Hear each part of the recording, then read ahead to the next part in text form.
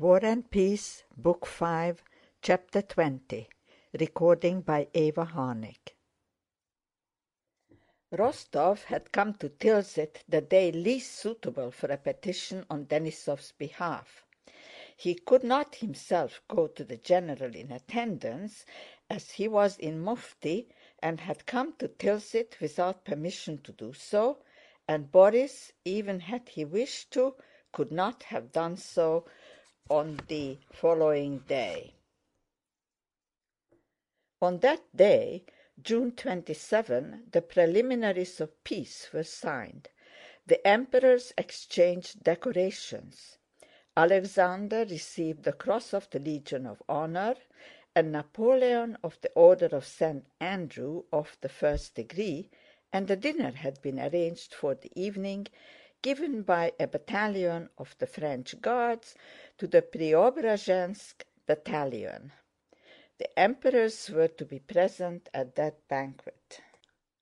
Rostov felt so ill at ease and uncomfortable with Borís that when the latter looked in after supper he pretended to be asleep, and early next morning went away, avoiding Borís. In his civilian clothes and the round hat, he wandered about the town, staring at the French and their uniforms, and at the streets and houses where the Russian and French emperors were staying. In a square he saw tables being set up and preparations made for the dinner. He saw the Russian and French colors draped from side to side on the streets, with huge monograms A and N. In the windows of the houses also flags and bunting were displayed. Borís doesn't want to help me, and I don't want to ask him. That is settled, thought Nicholas. All is over between us, but I won't leave here without having done all I can for Denísov, and certainly not without getting his letter to the Emperor. The Emperor, he is here, thought Rostov, who had unconsciously returned to the house where Alexander lodged. Saddled horses were standing before the house, and the suite were assembling, evidently preparing for the Emperor to come out. I may see him at any moment, thought Rostov. If only I were to hand the letter direct to him and tell him all. Could they really arrest me for my civilian clothes? Surely not. He would understand on whose side justice lies. He understands everything, knows everything. Who can be more just, more magnanimous than he? And even if they did arrest me for being here, what would it matter? Thought he, looking at an officer who was entering the house the Emperor occupied. After all, people do go in.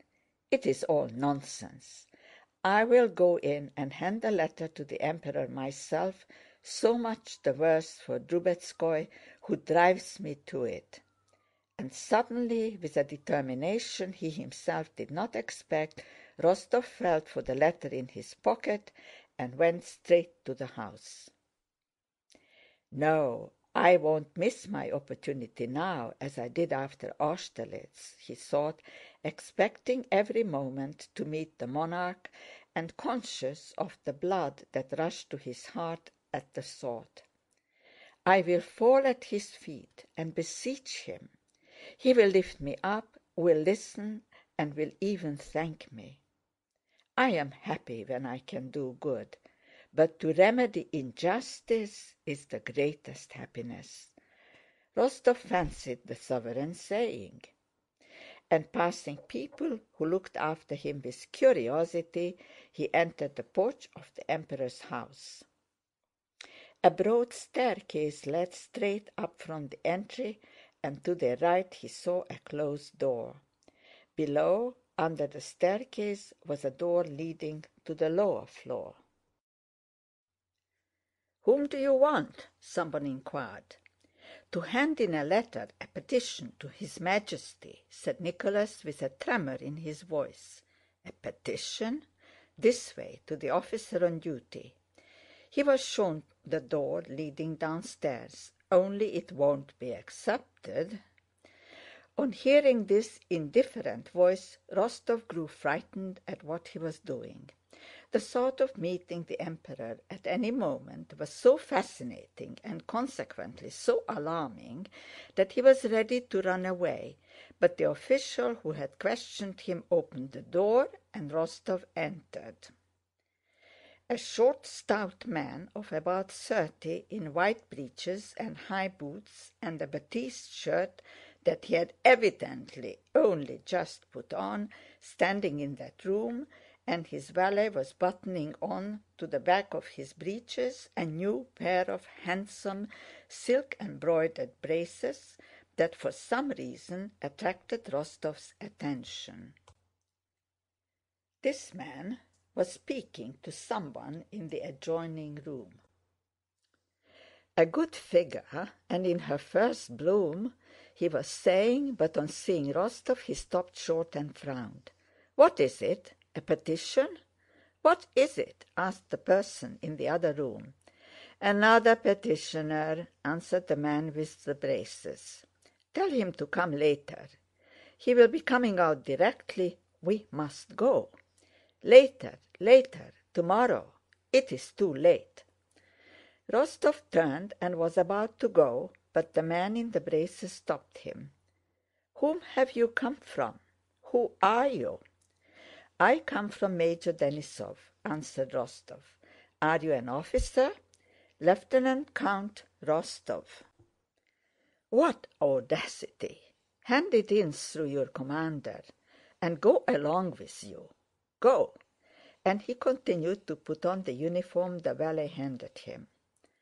Rostov went back into the hall and noticed that in the porch there were many officers and generals in full parade uniform whom he had to pass.